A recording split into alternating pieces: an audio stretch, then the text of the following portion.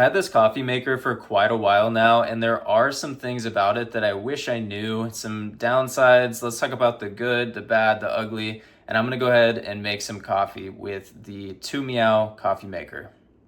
The main downside, I would say, is that it does get a little bit dirtier than I would like. The water reserve back here, that does not get dirty. I'm not really talking about that. I can pour the exact amount of water in there, and I can even fill it up with about 5 cups of water.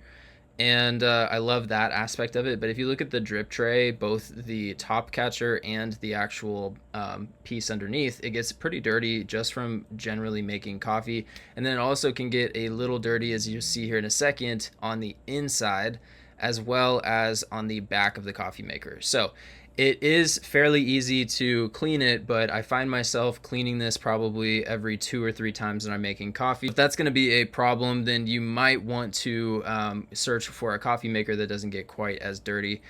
This one is not the cleanest, but in my opinion, I found it to be super convenient. I love that I can use ground coffee or pods in this unit.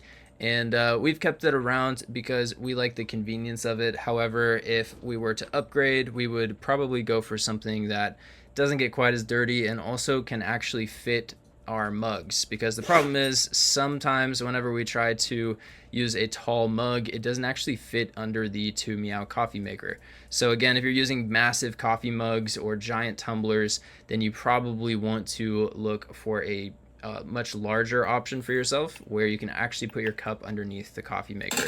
So keep that in mind. Take a look at what types of mugs you're going to be using. If you're just using a standard coffee mug, then you'll totally be fine. I do that almost every morning.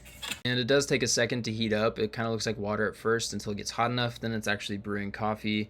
So you can see that it brews pretty quickly, but it does go through spurts of brewing faster and slower. I don't know exactly why that happens, but I do have the bold setting turned all the way up, so I'm assuming that that impacts how quickly it brews as well. I haven't really tried it turned down.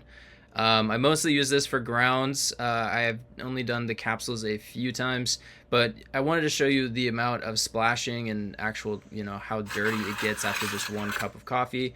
And it's just something to be aware of. While it can be a bit messy, it doesn't make a huge pot of coffee, and it also has trouble fitting some larger sized tumblers and mugs.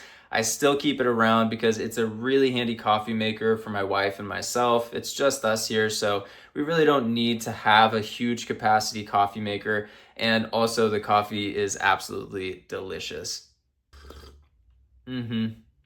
So good. To clean it, it's really not that bad. This tray, for example, you can pop this out and then you can bring this over to the sink and wash it out really easily. And then it cleans up pretty easily, so it's not too bad, especially since it's removable. So I hope you guys enjoy. Grab yourself a cup of coffee. Have an amazing rest of your day.